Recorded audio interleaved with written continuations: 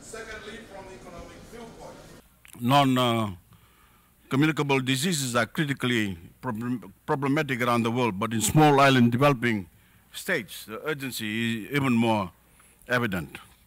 That's why my government has pledged action and is taking a holistic approach to finding solutions that will turn the tide for a healthier, happier, and more prosperous future for our children and grandchildren.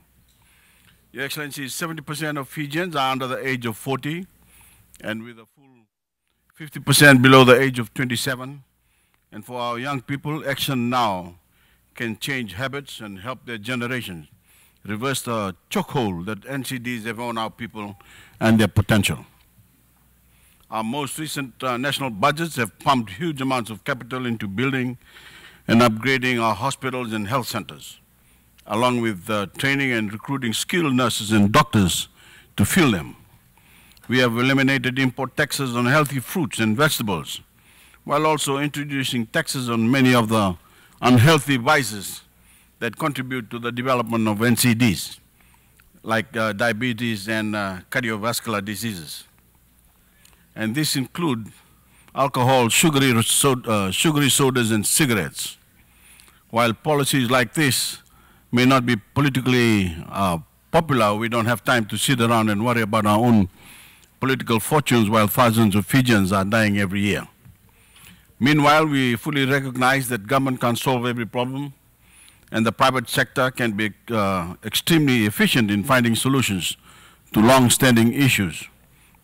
That's why we've actively revolutionizing our state-run medical system in Fiji with a public-private partnership that will bring state-of-the-art medical care and NCD treatment of the quality that Fijians currently have to seek abroad, tried in our backyard at no extra cost to patients.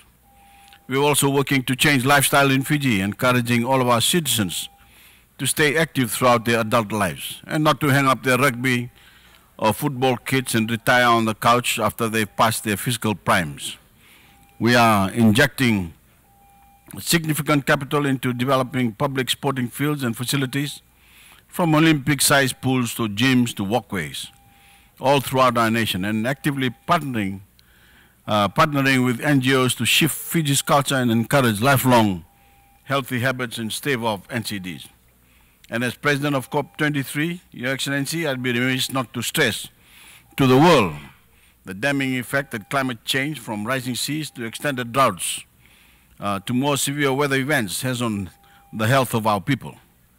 The aftermath of extreme storms wreak havoc not only on our infrastructure and our economies. The loss and devastation takes a terrible toll on the mental and physical health of Fijians. Being an import-dependent economy, we are also particularly vulnerable to food insecurity that climate change can cause. A single cyclone or an extended drought threatens our livestock and agriculture that so many farmers depend on.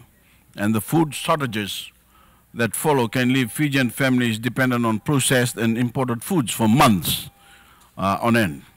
When considering climate action, I challenge all world leaders to recognize the long-lasting health burden of these weather events and patterns.